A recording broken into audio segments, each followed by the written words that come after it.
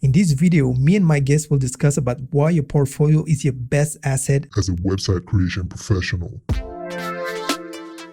Hello and welcome to the Digital Alchemist podcast. I'm your host, Casino. I'm the Digital Alchemist. And coming up today, we're going to talk about the importance of a portfolio, how to get a portfolio when getting started, quality versus quantity, and some bonus questions. So, enough talk, let's dive in. Okay, so in today's video, we're going to talk about the importance of a portfolio, and I'm very happy to receive Chris Hughes from nerdsworld.com, which also has a popular channel here on YouTube. So welcome, Chris. Yes, thank you very much, sir, for having me, and good morning. Good morning. It's actually evening where I live. So the first point I want to talk about, and we can share our opinions about that, is what is the importance of a portfolio? Because we see many people focus on many different things when it comes to freelancing, but I'd like to know what's your take on the importance of a portfolio, because I know that you also spend a lot of time on SEO, and I know it's really important, but what's the importance of SEO for you? Well, let's go. If we're comparing the difference between portfolio and SEO, portfolio is always going to be the first step forward in which you need to take, because if I'm generating traffic, small amounts of traffic or large lump sums of traffic to my website, and my website does not have a decent portfolio on it, it's almost all for nothing. So I mean, I'm someone that preaches that portfolio is your single most important sales tactic. We'll say, like, without a portfolio, your ability to sell your service is going to be very difficult. You're going to hear a lot more no's than yeses when you're trying to pitch your service, because the straightforward, honest to God truth is the number one question I get asked, even after 14 years in this business, is, can you show me 3 websites similar to this, like a specific industry? Or I'm looking for a modern white background website, e-commerce. Can you show me 3 other modern white background e-commerce websites? So everyone's scared to give you the first opportunity. They want to see that you've proven yourself with other clients in the past. And the only way you can truly do that is through showing a portfolio. So like what I teach my audience on YouTube is, like, it should be a mad dash. Look, you want to build a company, even if you're a solo freelancer, or you want to build a big team like I have. The single most important thing is building a portfolio with a very vast, for me, because I'm not focused on one niche. It's about building a portfolio that's, every industry, blue collar, dentists, doctors, lawyers, mechanics, landscapers, real estate agents. Like, my goal in the beginning, and still is today, is to get a variety of different industries. And that's how I have the ability to sell at a much higher point now, because my portfolio backs up what I'm preaching. Yeah, totally. And I think we agree on that. And I wanted to stress that, and I wanted to create that video because I get so many questions. People asking me, how can I get started, and why do I not get the results that I want to get? And it's impossible for me to go and check each and everyone's website, probably just as it is for you. But most of the time when I go and take a look, the portfolio doesn't make me want to know more. And oftentimes it does not mean that the designer or the freelancer is not good, but sometimes, we tend to take care of our clients and we tend to neglect our own website. Whereas I think that you should really focus on that first, because like you said, clients, they will want to know what you can create for them, and they're in it for them. Now, when we're in the industry for a long time, we know that you can take any WordPress theme and apply it for any industry. You will just change the pictures, you will change the color, you will change all of that. But most of the clients I work with, they don't realize that, and it's normal. It's not their industry. It's not, they don't have to know that. And I think it's so important to have a portfolio where they can really imagine their company, their website. So personally, one of the tricks I use is I try to have, when I was getting started, I was trying to have some website that could fit many different industries. So then I could just talk to them. Do you remember your first portfolio? Because I know you've said in a few videos that currently you have developers working for you, so you're not really creating the website yourself anymore. But I remember that story you explained when you launched in Nerd's World, where you had to work on your portfolio. Can you just share a word about that? Yeah, it was a nightmare. You know what? We were doing it. The order in which we were trying to succeed was wrong. And looking back, I can admit all the things I did wrong when starting the business.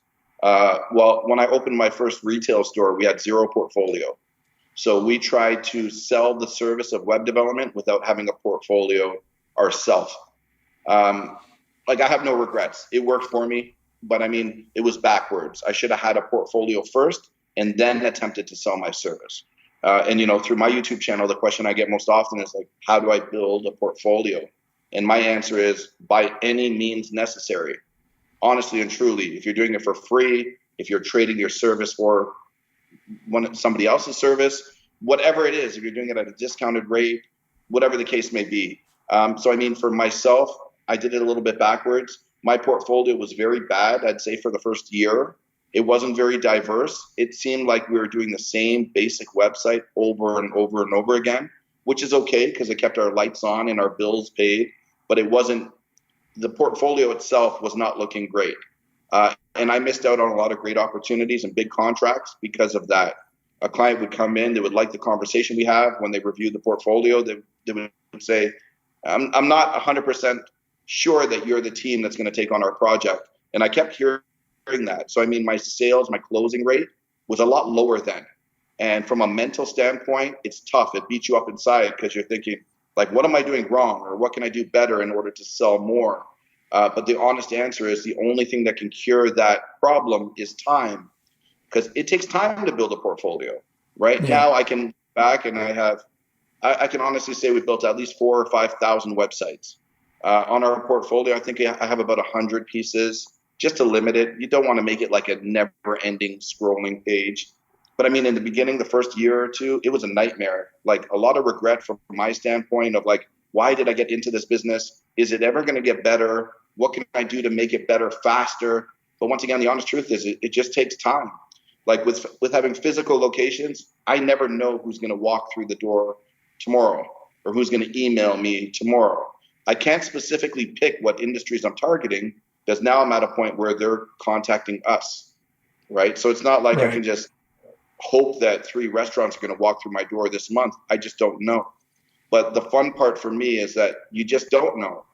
For me, every single project is different. I never know who's going to contact us next. And our portfolio is just built organically, like, over time. Great. So that brings me actually to my next question, which you've already answered partly, but let's say that you had to start from scratch today. So let's say that you don't have your developers, you're just starting exactly at the same point. You get your first shop open and you need to start with everything you know today. How would you do it? From a building portfolio perspective, it would be a mad dash. I would literally write down all the industries I want to target. Like, I definitely want to have one lawyer website. I want to have one real estate website. I want to have one type of artist and e-commerce, and something like blue collar, like plumber or something like that. Somebody that uses their hands. And I would mad dash, like literally a sprint, to get those 5 portfolio pieces done, even before I start selling my service. So I would start contacting a lawyer, for example, 10 lawyers, and say, look, I'm going to give you a free website. If you don't like it, don't use it. Give me this opportunity. I'm young. I'm hungry. I have the ability. Are you interested? And to be honest with you, I would spend a month to build 5 free websites just to build a portfolio. And then the sales would be a lot easier after that point. So I'm doing a month of free work. It's not just free, right? Because I'm tuning in on my own abilities. I'm becoming better as a developer. I'm practicing on communicating with the client because I'm new to the business. I understand the ins and outs. So that's what I would do, opposed to what I did do. I took a year in order for that lawyer to walk through the door, or a restaurant, or a dog walk. I waited for them. And, it's the whole concept of like, are you a farmer or are you a hunter? Are you a farmer? Are you going to sit back and wait? Or you're a hunter? You're going to go out there and you're going to get what you require in order to move forward. So I think I would just be more aggressive and really write down who I want to target. And I would target them through cold calls, cold emails, knocking on their door, whatever it takes in order to meet that type of individual in that type of industry. Yeah, and we tend to agree on that. Usually, what I tell my audience is that if I had to start today, first I would aim for like 3 websites. Like you went for 5, but I mean 3 to 6 websites. But I would start with 3 websites. And one thing I would do, I would try to find some local companies or people. I mean, companies that people know locally, but that have a very bad website or no website at all. Then I would go to them and tell them, listen, I have an offer that you cannot refuse.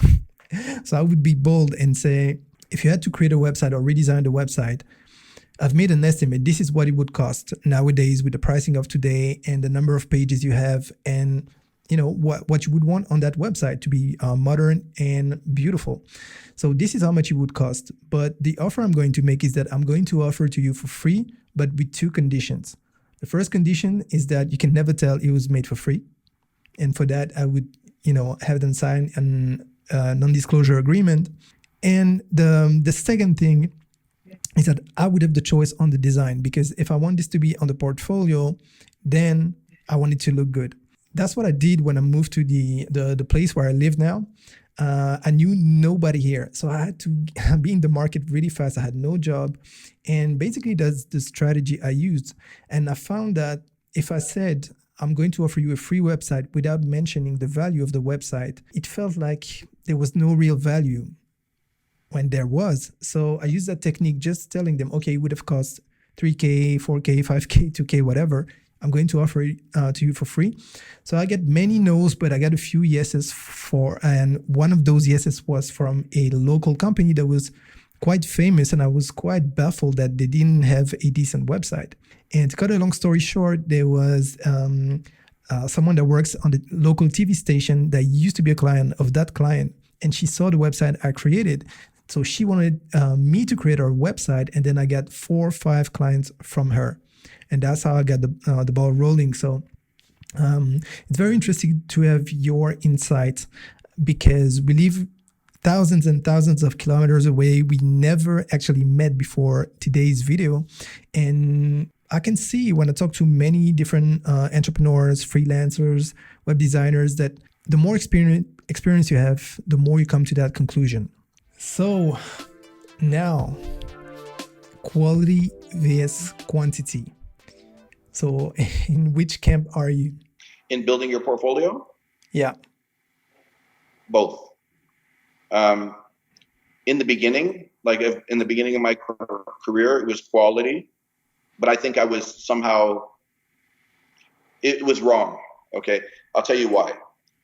Quality in my eyes does not dictate what the average consumer or potential client prospect is looking for. Because a few years ago, I started adding what I consider ugly websites to my portfolio. And I cannot tell you how many other deals I've closed because a new prospect looks at my portfolio and says, like, I like that one. And in my mind, I'm like boggled, like you like that one? That one's horrible. That's the one that you like out of my whole portfolio. That's the one that you like. I don't say that out loud, but that's what I'm thinking. So I definitely think that quantity, and it's weird. This is a weird circumstances because normally it's quality over quantity in anything in life. But in this circumstance, I say quantity is more important for many different reasons, because every single business owner, entrepreneur, website owner has a different taste. So when I can show a diverse portfolio that sort of it covers everything, first they can put in their mind, okay, this guy is capable, this company is capable of doing anything, right? And also there are a lot of people that just have bad taste, period. So they want to see that you build websites that they're looking for. And when you have a vast amount of portfolio pieces, there's also that trust factor that, hey, this number of companies have worked with them, so they must be good, just based off the sheer number. And I'm different. I don't build websites for my portfolio. I never have. My goal is to build a website to the expectations of my client, whether I like it or not. So if they request something that I don't like, I'm verbal. I say, I'm not really liking the direction of the website, and this is the 3 reasons why. Here's my recommendation. But if a client says, no, Chris, I like the direction, then my hands are off. I stop giving recommendations and I build a website in a way that they're happy. Because when we're finished this relationship, meaning their website launches, it's their website. It's not mine. right? They're paying me their money.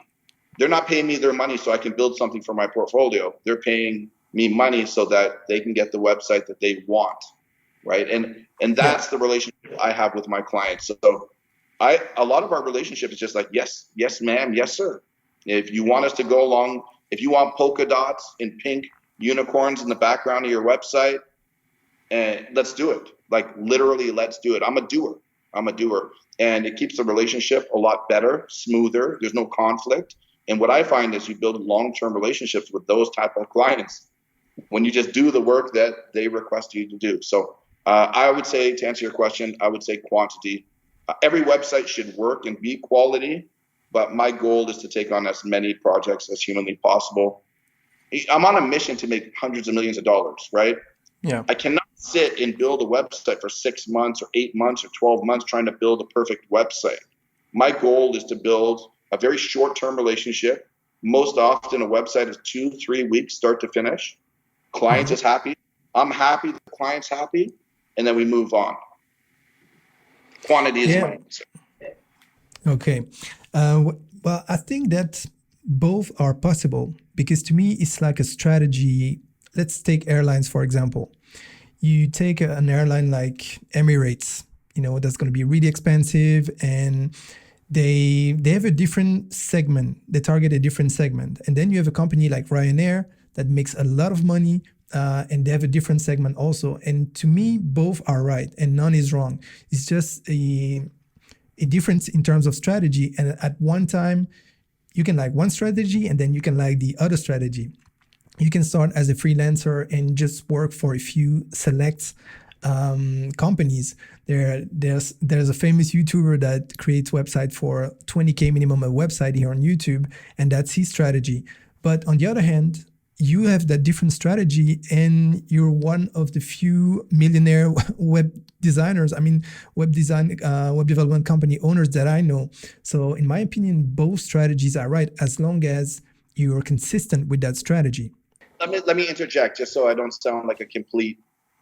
Everything I'm speaking on is the route I took to get to the place where I wanted to be, right? Yeah. So it's obvious if you're a one-man team, a two-man team, then your strategy is not going to be exactly the same as mine, right? My strategy since day one was to become the biggest web development company in the world over the course of the next 20 to 30 years. It hasn't been some sudden rise to the top. So I understand completely. If you're a freelancer, if you're a smaller team, your goal should be quantity. Yes. My goal was different. And the whole objective of my goal is to build an empire, right? So I want to make sure I'm clear that I'm not saying that my way is the only way, because it's clearly not, right? But this is the direction that I took in order to get to the point where I wanted to get to. That's completely what I understood. So let's hope that everybody understood like this. But it was good that you clarified. You know what? People in the comments, they'll be like, "Well, I don't follow Chris's direction, and I'm okay." I understand that. There's a lot of different directions and a lot of ways to become successful. So I understand that. So that's it. Okay. But I think it's good to have your insight on business because, like I said, many people will talk, but it's good to find someone who actually achieves something really noticeable with web design. And before we started recording, I was telling you how I was impressed that you opened some physical shops to sell web development and web design services, which is something I haven't seen before. So I was wondering, because I know you have a background in retail, did that idea come from retail? And also the importance of the portfolio, does it also come from retail? Because when you're in retail, people walk in the street and what they see has to be really nice. It must make them want to enter the shop. Did that have any influence? Yeah, for sure. Huge amounts.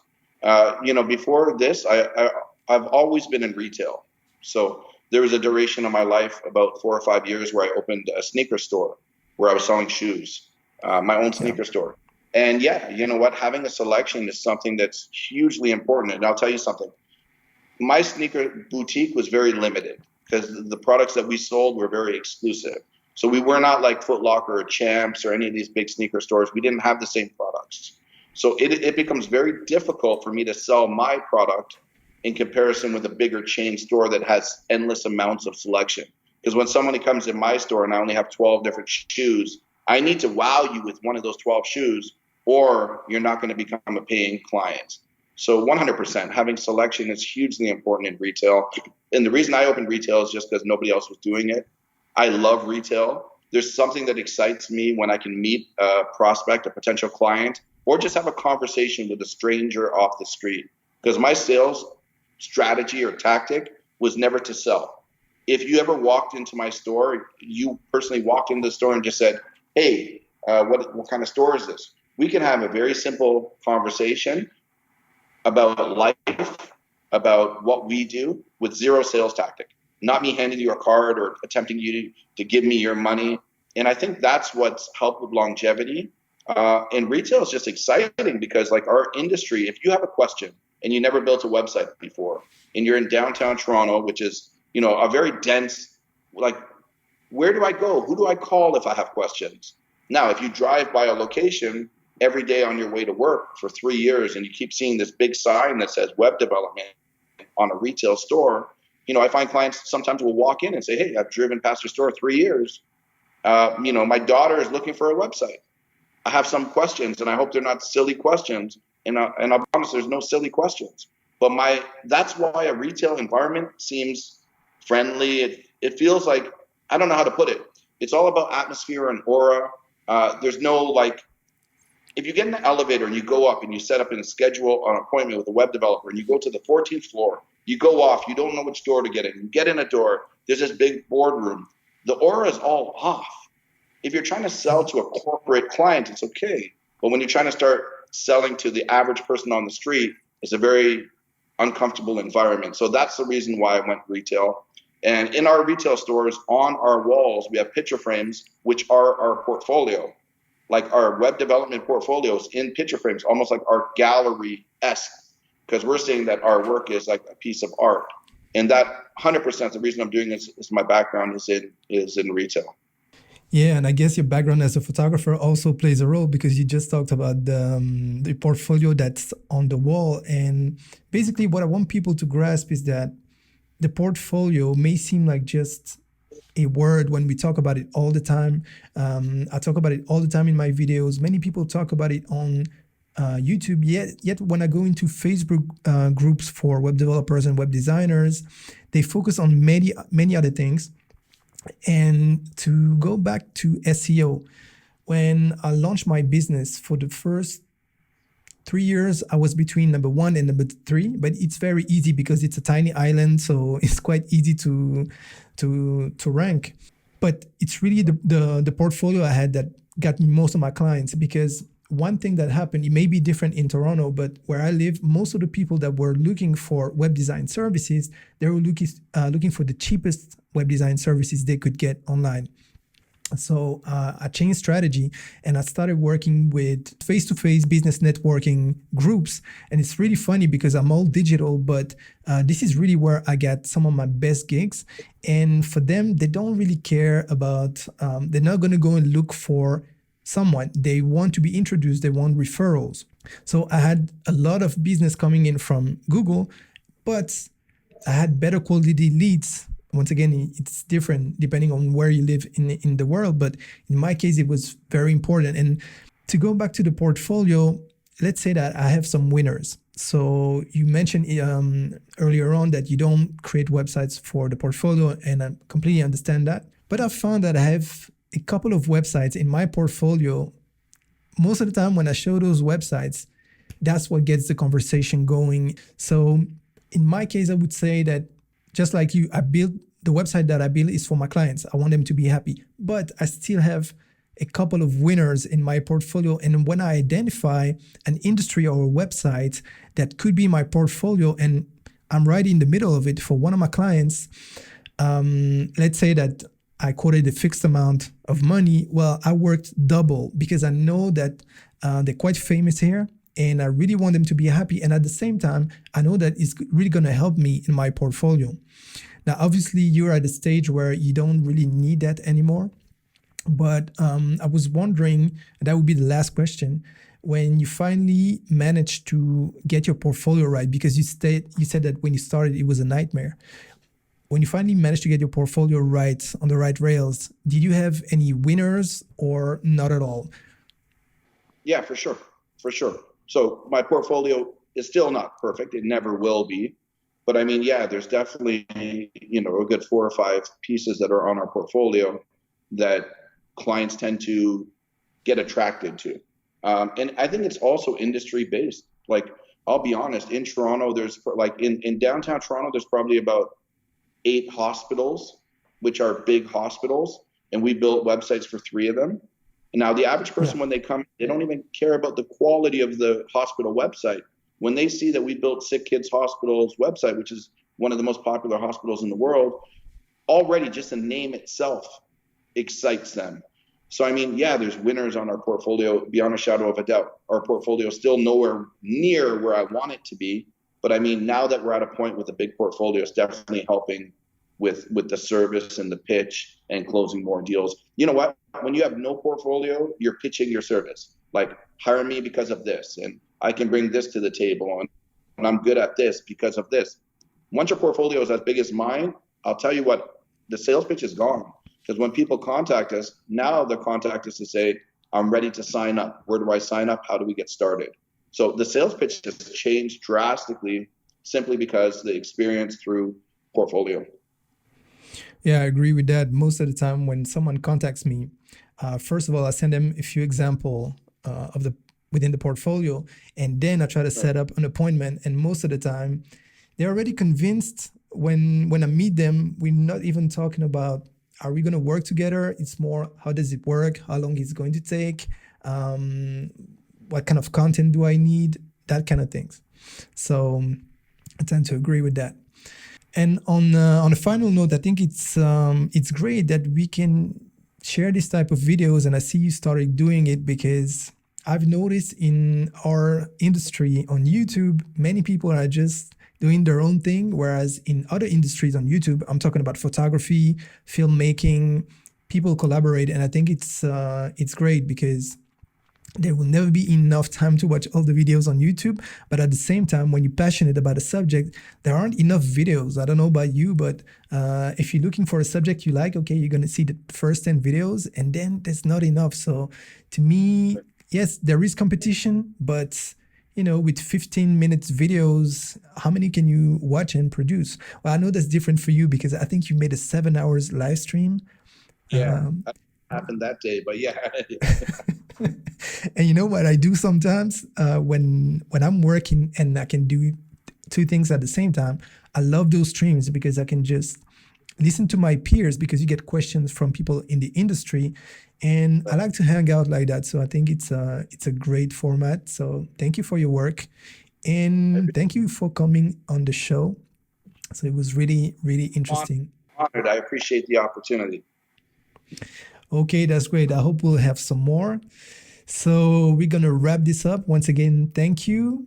And for my audience, I hope that you enjoyed this video as much as I did. I think we learned a lot of things. So don't hesitate to write questions in the comments or send me DMs or emails, and maybe read the subject for a future video.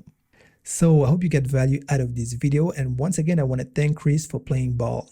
I think we need more of these videos beyond just tutorials and showing you how to create this and that. I think it's really interesting to listen from people from the industry. Now, if you don't know Chris' channel, make sure you go visit A Nerd's World. He's got great videos, great live streams. And like I said, I often listen to his streams or just put the videos in the background when I'm working. I think it's quite interesting to listen from people from the industry, questions from the viewers. So if you don't know Chris' channel yet, I put a link in the description. Make sure you go watch some videos and subscribe. You won't regret it.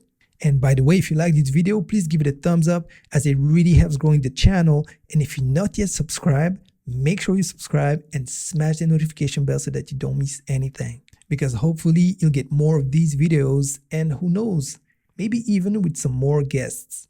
So that's it for this video. I hope to see you in the next one. And in the meantime, don't forget to invest in your success.